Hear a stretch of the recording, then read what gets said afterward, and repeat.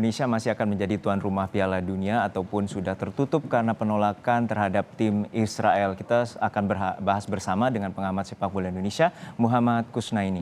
Selamat siang, Bung Kusnaini. Sehat selalu? Selamat siang, Bung Juno. Alhamdulillah sehat. Ya Bungkus, ini lobi Indonesia masih terus berjalan agar Indonesia tetap menjadi tuan rumah Piala Dunia U20. Lalu apakah ini bisa tercapai, Bungkus? Iya, saya sih mengapresiasi upaya kita untuk terus berjuang ya. Bahkan sekiranya pun peluang itu tinggal 1%, menurut saya tetap harus layak diperjuangkan partisipasi Indonesia, ketuan rumahan Indonesia ya. Kita sudah mendapatkan posisi sebagai tuan rumah itu melalui perjuangan yang tidak mudah, persiapannya juga sudah sangat luar biasa. Entah berapa anggaran yang sudah dihabiskan untuk persiapan infrastrukturnya. Nah, tentu harus diperjuangkan jangan sampai status tuan rumah itu hilang begitu saja. Ya kalau mau jujur saat ini memang peluang untuk menjadi tuan rumah itu bukan lagi 50-50 sesungguhnya. Sudah bergeser bandulnya itu lebih ke peluang untuk dicabut ya. Jadi ini memang situasi yang tidak mudah, tapi upaya Pak Erik untuk berusaha meyakinkan FIFA bahwa Indonesia siap menjadi tuan rumah itu sesuatu yang menurut saya harus kita dukung, harus kita apresiasi. Mudah-mudahan ada hasilnya. Ya, untuk saat ini apakah betul pada saat ini mekanismenya sampai ada opsi bahwa akan ada sejumlah negara yang siap akan menggantikan Indonesia? Iya, tentu saja FIFA harus menyiapkan opsi-opsi itu, karena ketika FIFA misalnya memutuskan untuk mencabut status Indonesia sebagai tuan rumah, FIFA juga tidak bisa berdiam diri. Cuma memang yang orang harus paham juga bahwa mencabut status tuan rumah itu juga tidak akan mudah dilakukan oleh FIFA, karena keputusan-keputusan besar di lingkungan FIFA itu diputuskan melalui forum yang namanya Kongres atau forum komite eksekutif. Jadi tidak akan begitu saja sekretaris jenderal misalnya memutuskan atau presiden FIFA memutuskan mencabut, tidak akan semudah itu. Karena itu akan menjadi presiden yang tidak tidak baik tentunya bagi organisasi seperti FIFA yang selama ini dikenal sangat rigid ya, sangat solid. Jadi sebetulnya pencabutan status itu masih masih panjang prosesnya. Paling tidak prosesnya masih ada beberapa tahapan yang harus dilalui. Tapi situasinya saat ini memang condong akan berat ke status dicabut sekiranya Indonesia tidak mampu menunjukkan komitmen dan kesungguhan untuk menjalankan tugasnya, perannya sebagai tuan rumah. Mhm.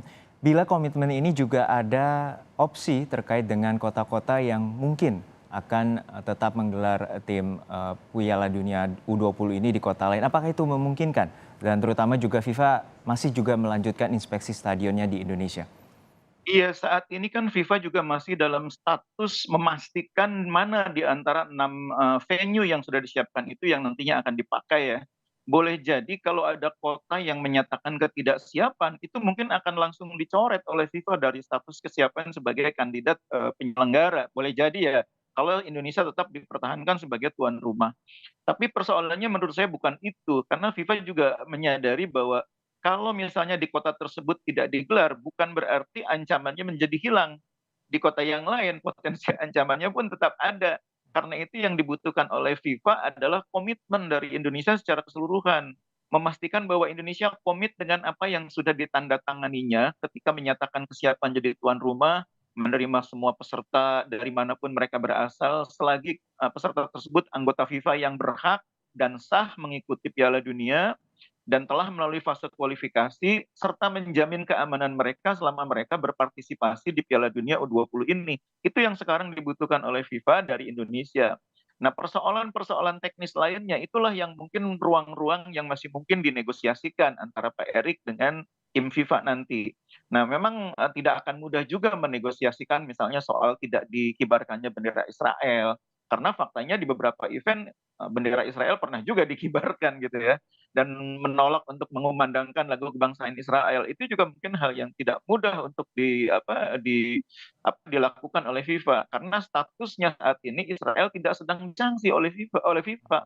Kalau negaranya sedang disanksi oleh FIFA, itu boleh jadi mungkin FIFA akan memberi ruang untuk negosiasi.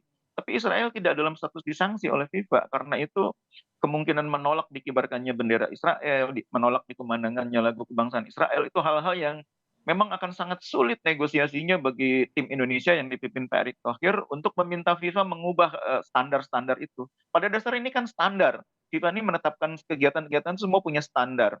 Standar penyelenggaraan stadionnya harus begini begini begini, standar, ininya tempat latihannya harus begini begini, standar prosedur pelaksanaan pertandingan harus terdiri atas ini, termasuk standar adalah ada lagu kebangsaan, ada pengibaran bendera, itu semua standar yang sudah ditetapkan FIFA dan berlaku dimanapun event itu digelar. Jadi mungkin Indonesia akan sangat sulit meminta pengecualian itu. Mhm. Ya seperti Anda sampaikan tadi bahwa komitmen Indonesia diperlukan, tentunya juga adanya komitmen terkait dengan keamanan. Nah, menurut Anda Iya. apakah ada jalan keluar lain bila Indonesia harus siap menerima Israel sebagai peserta Piala Dunia U20 di Indonesia? Iya, jalan keluarnya yang paling aman, yang pertama tidak diselenggarakan tentunya di tempat di mana mereka ditolak, itu yang pertama gitu ya. Yang kedua, kalaupun misalnya tetap diadakan di Indonesia dan FIFA tetap memberi kepercayaan, maka jalan keluarnya adalah Indonesia harus sungguh-sungguh menunjukkan komitmen untuk menerapkan apa yang sudah disepakati, itu yang paling penting. Menurut saya pengamanan terhadap, timnas Israel sesungguhnya secara teknis, keamanan, itu mungkin tidak terlalu sulit ya, karena hanya mengawal 30 orang, dalam pengertian ini bukan orang-orang yang tingkat, apa ya, tingkat risikonya terlalu tinggi, dan itu menurut saya sudah sangat berpengalaman, Polri maupun TNI kita mengawal situasi seperti itu. Yang lebih berat seperti mengawal para kepala negara dalam KTT G20 yang lalu di Bali juga dilaksanakan dengan sukses, apalagi hanya mengawal 30, delegasi Israel yang menurut saya mungkin potensi ancamannya juga sesungguhnya mungkin tidak sebesar apa yang digembar-gemborkan. Saya sih yakin kalau dari segi teknis keamanan, Polri dan TNI kita sangat sanggup untuk, memberikan perlindungan pengamanan bagi, delegasi dari manapun yang hadir di Piala Dunia. Persoalannya adalah bagaimana FIFA bisa diyakinkan, itu dulu persoalannya. Karena yang paling penting itu sekarang bagi Indonesia adalah meyakinkan FIFA bahwa Indonesia itu berkomitmen mengikuti apa yang sudah disepakati, apa yang sudah ditandatangani oleh Indonesia sendiri dalam rangka pelaksanaan Piala Dunia ini, itu yang harus ditunjukkan oleh Indonesia. Karena FIFA sekarang dalam fase di mana FIFA ragu. Mhm. Nah, terakhir nih Bungkus, terkait dengan bila prosesi Piala Dunia U20 ini gagal dilakukan di Indonesia, apakah ini juga akan menghambat status Indonesia bila nanti akan mengajukan diri sebagai tuan rumah Piala Dunia? Iya, jadi begini harus dipahami mengapa Indonesia ingin menjadi tuan rumah Piala Dunia. Ini kan sesungguhnya karena mimpi, Pak Presiden maupun, mimpi Indonesia, bangsa Indonesia untuk mengangkat level Indonesia ini bukan hanya menjadi pemain regional, tapi Indonesia ingin juga mengambil peran di panggung politik global, panggung diplomatik global. Makanya Bapak Presiden dan, pemerintah Indonesia kan sangat agresif mendatangkan event seperti, MotoGP, Superbike di Mandalika. Kemudian juga ada, formula formula listrik elektrik di Jakarta gitu ya, formula listrik. Dan itu semuanya menunjukkan bahwa Indonesia tidak hanya ingin berperan di kancah, regional, sudah sukses dengan Asian Games, tapi juga ingin berperan di kancah global, ingin menjadi pemain global. Nah, karena memang benefitnya kalau kita menjadi pemain global itu sangat banyak, di samping mempopulerkan nama Indonesia sebagai daerah tujuan wisata, nama Indonesia juga akan disegani dalam banyak hal gitu loh, dan itu penting bagi Indonesia. Apalagi Indonesia sekarang menjadi salah satu negara dengan kekuatan ekonomi yang cukup bisa dibanggakan gitu ya. Dan itu menurut saya wajar dilakukan oleh Indonesia. Nah, kalau Indonesia tidak bisa menyelenggarakan event seperti Piala Dunia U20 karena persoalan Israel, maka itu akan mempersulit keinginan untuk memainkan peran di kancah global. Karena kalau kita bicara kancah global, di event manapun akhirnya muncul nama Israel.